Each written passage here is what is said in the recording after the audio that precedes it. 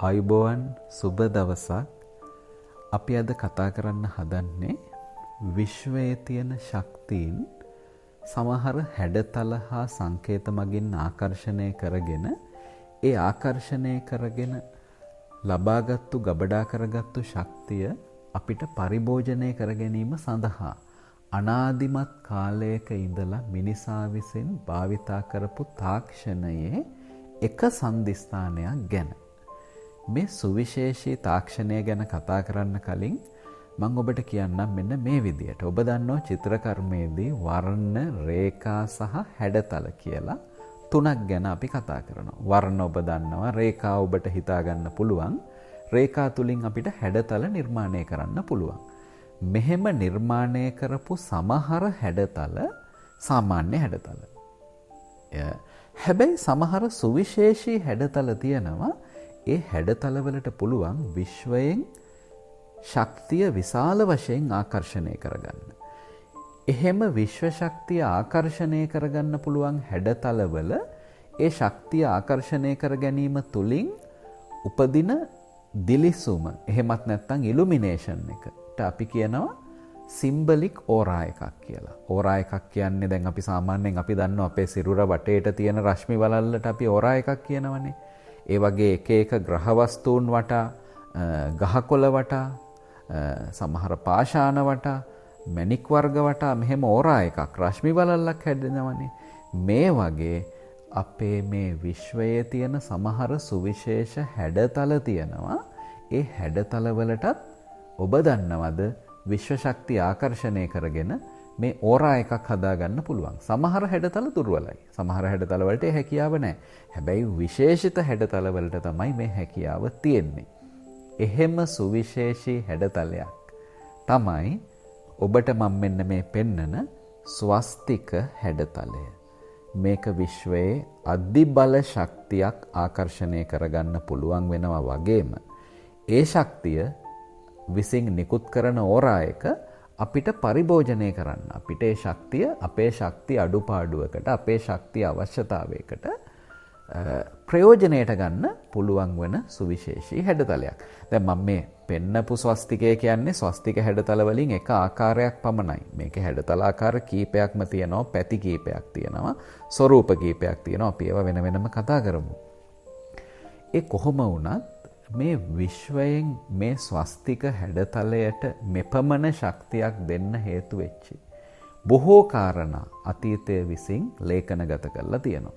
දැන් ඔබට අවශ්‍ය සියලුම ජ්‍යොතිෂ්‍ය කටයුතු විද්‍යාත්මක ක්‍රමවේදයන් යටතේ උසස්ම ප්‍රමිතියෙන් සිදු කර ගැනීම සඳහා පාරම්පරික වාස්තු ශිල්පී ජ්‍යොතිර්වේදී ආචාර්ය සම්පත් සුදර්ශන මහතා හමුවන්න. පැමිණ හමුවීම සහ ඔන්ලයින් සේවාව සඳහා 077 44 878 66 හෝ 077 161 91 අමතන්න. වේද වේදාන්ත උපනිෂද් ග්‍රන්ථ මේ දේවල් අධ්‍යයනය කරනකොට ස්වස්තිකය පිළිබඳව බොහෝ අපූර්ව කතා තියෙනවා. දැන් උදාහරණයක් විදියට ඔබ දන්නවා අපේ මේ පෘථුවියේ උතුරු සිතිජය, පෘථුවියේ සිට අපි බලනකොට රාත්‍රී අහස උතුරු සිතිජයේ තියෙනවා පෝලාරිස් කියලා තාරකාවක්. මේකට අපි ද්‍රව තාරකාව කියනවා. මොකද උත්තර ද්‍රවය පහසුවෙන් හඳුනා ගන්න තියෙන තාරකාව. මේ පෝලාරිස් තාරකාවේ ඉඳලා ටිකක් සිතිජයේ කෙළවරට නිරීක්ෂණය කරනකොට බිග් ඩිපර් කියන තාරකා පන්තිය හම්බ වෙනවා. මේකේ තරු 7ක් තියෙනවා. මේක වේද වේදාන්තවල සඳහන් වෙන්නේ සප්ත ඍෂි තාරකා මණ්ඩලය කියලා. පුලස්ති, පුලහ, කෘතු, අත්‍රි, වශිෂ්ඨ, අංගීරස, බිර්ගු කියන මේ මහා ඍෂිවරු 7 දෙනා නමින් තමයි මේ තාරකා 7 අහසේ තියෙන්නේ. මෙන්න මේ තාරකා 7 තාරකා මණ්ඩල එකට යා කරලා ගත්තහම මේ ද්‍රව තාරකාව වටා ඍතු 4 තුල පොසිෂන් 4කට රාත්‍රී අහස එකම වේලාවක් නිරීක්ෂණය කරනකොට, එකම වේලාවක ඍතු 4දී නිරීක්ෂණය කරනකොට පොසිෂන් 4කින්, පිහිටීම් 4කින් මේ ස්වස්තික සලකුණ විශ්වයේ කියන්නේ රාත්‍රී අහසේ සටහන් වෙනවා. දක්ෂිනාවෘතව මේ ඍතු 4 වෙනස් වෙනකොට මේ ස්වස්තිකය අහසේ ඇඳෙනවා. ඒ වගේම ඔබ දන්නවද පුරාණ සිව්හෙළයේ රාජ්‍ය ලාංඡනය. දැන් අපිට දැන් රාජ්‍ය ලාංඡනයක් තියෙනවනේ. ඒ වගේ පුරාණ සිව්හෙළයේ රාජ්‍ය ලාංඡනයේ විදියට භාවිතා කරලා තියෙන්නේ ස්වස්තිකය. මේ ස්වස්තිකයට තියෙනවා පැති දෙකක්. එකක් තමයි දක්ෂිනාවෘත ස්වස්තිකය. දැන් උදාහරණයක් විදියට මේකේ. දැන් මේ ඔබට පේන ආකාර ස්වරූපය එක ස්වරූපයක්. මෙන්න මේ ස්වරූපය මේ පැත්තට හැරෙව්වොත් එහෙම මේක තවත් ස්වරූපයක්. එතකොට මේකේ දක්ෂිනාවෘත සහ වාමාවෘත කියන මේ ස්වරූප දෙක මත දක්ෂිනාවෘත ස්වරූපයෙන් පැවැත්ම වාමාවෘත ස්වරූපයෙන් නැවැත්ම මේ ස්වරූප දෙක එකට එකතු වුණාම ශුන්්‍යතාවය. මේ ආදී විදියට ස්වස්තිකයෙන් නිකුත් කරන ශක්තිය විසින් අපිට මේ විදිහේ හැඩතල නිරූපණය කරනවා. ඒ වගේම ඔබ දන්නවද විශ්ව චක්‍රය, ඒ කියන්නේ චක්‍රාවාටවල චලිතය, ඒ වගේම ග්‍රහලෝකවල චලිතය, අපේ සිරුරේ රුධිර සංසරණය. දැන් අපේ සංස්ථානික මහධමනියෙන් රුධිර නාල 3ක් එළියට එනවා. සංස්ථානික මහධමනි වක්‍රයේදී වම් අතටයි දකුණු අතටයි හිසටයි. ප්‍රධාන ධමනි නාලය සිරුර පල්ලෙහාට ගමන් කරනවා. මේ ගමන් කරන්නේ පිරිසිදු රුධිරය අරගෙන. ආපහු නැවත අපිරිසිදු රුධිරය හෘදයට එකට එකතු කරගෙන එනවා. මෙහෙම එන රුධිර සංසරණ චක්‍රය පවා දක්ෂිනාවෘතයි. එතකොට දක්ෂිනාවෘත ස්වස්තිකය විසින් සංකේතවත් කරන්නේ මේ හැම දෙයකම පැවැත්ම. වාමාවෘත ස්වස්තිකයෙන් සංකේතවත් කරන්නේ නැවැත්ම. ඔබ දන්නවද පුරාණේ අර මං කිව්ව සප්ත ඍෂීන්ගෙන් අපේ රටේ අපේ මහරිෂිවරයා පුලස්ති මහරිෂිවරයා හොස්පිටල් එක හදයා දක්ෂ වෛද්‍යවරයෙක්, හෙළ වෛද්‍යවරයෙක්, වෛද්‍ය ඍෂිවරයෙක් හොස්පිටල් හදලා තියෙන්නේ. ඒ කියන්නේ මේ ආරෝග්‍ය ශාලා නිර්මාණය කරලා තියෙන්නේ ස්වස්තික හැඩයට. මේක මම කිව්වොත් එහෙම ඔබට ඒක විශ්වාස නැති වෙන්න පුළුවන්. හැබැයි මම ඔබට ඔන්න පසෙකින් පෙන්නනවා. ඇමරිකාවේ නාවික හමුදා මූලස්ථාන ගොඩනැගිල්ල හදලා තියෙන්නේ ස්වස්තිකාකාරයට. මේ වගේ උදාහරණයක් විදියට තව ගත්තොත් එහෙම අපේ රටේ පැරණි නටබුන්වල බොහෝ සුවිශේෂී ස්ථානවල ස්වස්තික සටහන් වෙනවා. මේ අතීතය පොඩ්ඩක් අමතක කරලා වර්තමානයේ අපි මේ ස්වස්තික සංකේතයේ ශක්තිය මොන ආකාරයටද පාවිච්චි කරන්න පුළුවන් කියලා බැලුවොත් එහෙම. සාමාන්‍යයෙන් වාස්තු ශිල්පියෙක් විදියට, වාස්තු විද්‍යාඥයෙක් විදියට මම ගොඩනැගිල්ලක තියෙන අසුබ ශක්තියින් පාලනය කරන්නට මේ ස්වස්තික භාවිතා කරලා තියෙනවා. එහෙම පාලනය කරන්න පෙර ඒ ගොඩනැගිල්ලේ ශක්තියගේ සහ ඒ ස්වස්තික භාවිතා කිරීමෙන් පසුව ගොඩනැගිල්ලේ ශක්තියගේ බෝවිස් ඒකක වලින් මැනලා දක්වන්න පුළුවන් උපකරණ අපි භාවිතා කරනවා. ඒ උපකරණ වලට ඊටාම හොඳ සංවේදනයක් ලබා දෙනවා ස්වස්තිකය භාවිතා කිරීමෙන් විශ්ව ශක්තිය වර්ධනය වෙන ආකාරය පිළිබඳව.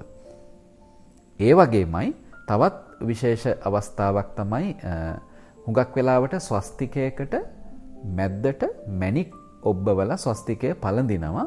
මැණිකක බලශක්තිය වැඩි දියුණු කරන්න පුළුවන් ස්වස්තිකයට. තවත් රහසක් ඔබ දන්නවද?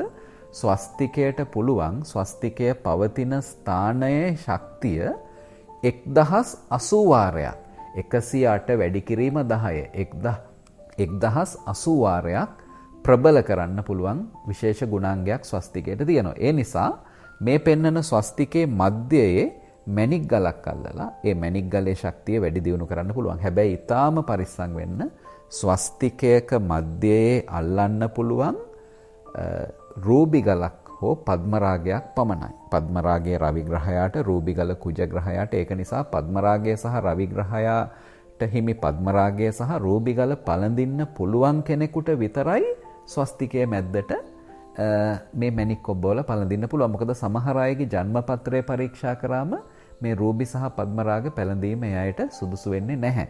මොකද අපි දන්නවා කේන්දරේ 6 8 12 22 දර්කානාධිපති ආදී ග්‍රහයින්ට හිමි මැණික් ගල් පැළඳීම ඉතාම අහිතකර වන බව. දැන් ඔබට පේනවා මම ස්වස්තිකයක් පළඳලා තියෙනවා පද්මරාගයක් මැද්දට අල්ලලා. මේක රන් ස්වස්තිකයක්. ඊළඟට ස්වස්තිකයේ නිම වෙන ලෝහ වර්ග තියෙනවා. රන් ලෝහයෙන් තමයි ස්වස්තිකේ නිමවන්න ඕන. සමහර අවස්ථාවල් වලදී පස් ලෝහ වලින් නිමවනවා. රිදී ස්වස්තිකේ නිමවනවා නම් ඒකේ බලය වැඩි කරන්න උචිත මැණික් වර්ග යොදා ගන්න ඕන. මේ ආදී විදියට යොදාගෙන ස්වස්තිකේ පැළඳීම ඊටාම බලවත් විශ්ව ශක්තියක් අපිට ආකර්ෂණය කරගන්න අපි තුල තියෙන ශක්තිය අපමණ වාර ගණනකින් වැඩි කරන්න ඒක හේතුවක් වෙනවා. ඒ වගේමයි ආයුර්වේදයේදී සහ දේශීය හෙළවෙදකමේදී ඖෂධවල ජීවගුණය වැඩි කිරීමට ස්වස්තිකය භාවිතා කරලා තියෙනවා. ඒ වගේමයි අපේ පුරාණ ආයුර්වේද සංකේතයේ විදියටත් ස්වස්තිකය ගැනෙනවා. මේ ආකාරයට ඇස්වහ කටවහ ආදී දෝෂ නිවාරණය කිරීමට ඒ වගේම සතුරු බාධක කරදර යටපත් කිරීමට මෙල්ල කිරීමට ඔය ආදී දේවල් වලට වගේම අනවින කොඩිවින හදිහෝනියම් වගේ අසුබ අහිතකර ශක්තිය කුමක්ද එම ශක්තිය ගැවසෙන ස්ථානයකට නිසි දිශාවට ක්‍රමවත් දිශාවට දැන් ඔබ දන්නවා ස්වස්තිකයේ එක පැත්තකින් පැවැත්ම අනිත් පැත්තෙන් නැවැත්ම එක අක්ෂයකින් එක දක්ෂිණාවෘත ස්වස්තිකයෙන් පැවැත්ම වාමාවෘත ස්වස්තිකයෙන් නැවැත්ම ඒක නිසා ස්වස්තිකයක් භාවිතා කරනකොට දැන් අසුබ ශක්තියක් තියෙන තැනක දක්ෂිණාවෘත ස්වස්තිකයක් භාවිතා කරනවද වාමාවෘත ස්වස්තිකයක් භාවිතා කරනවද මේ ආදී දේවල් විද්‍යාත්මකව අපි සලකා බලන්න ඕන.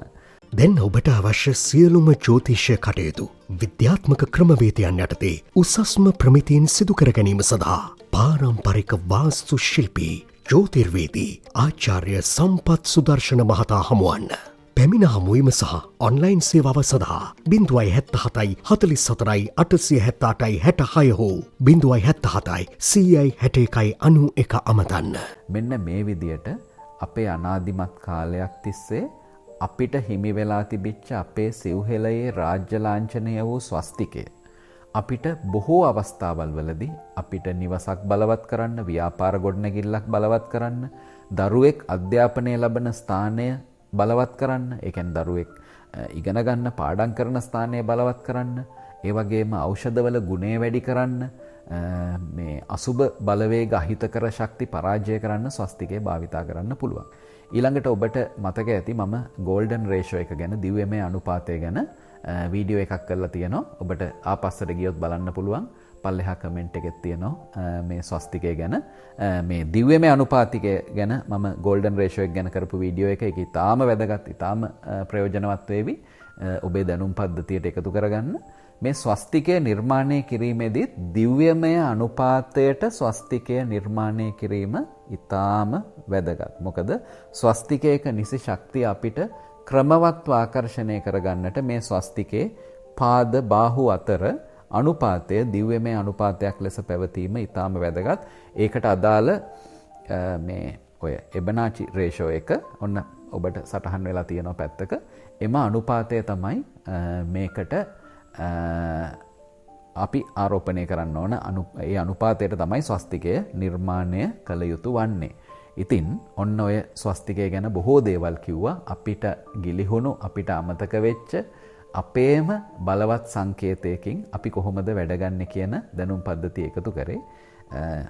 මේ ඔබට දෙන නොමිලේ දෙන දැනුම් පද්ධතිය වෙනුවෙන් ජීවිතේ එකම එක වතාවකට විතරක් ඔබට කරන්න පුළුවන් පුංචි සංග්‍රහයක් තමයි මේ channel එක subscribe කරන එක.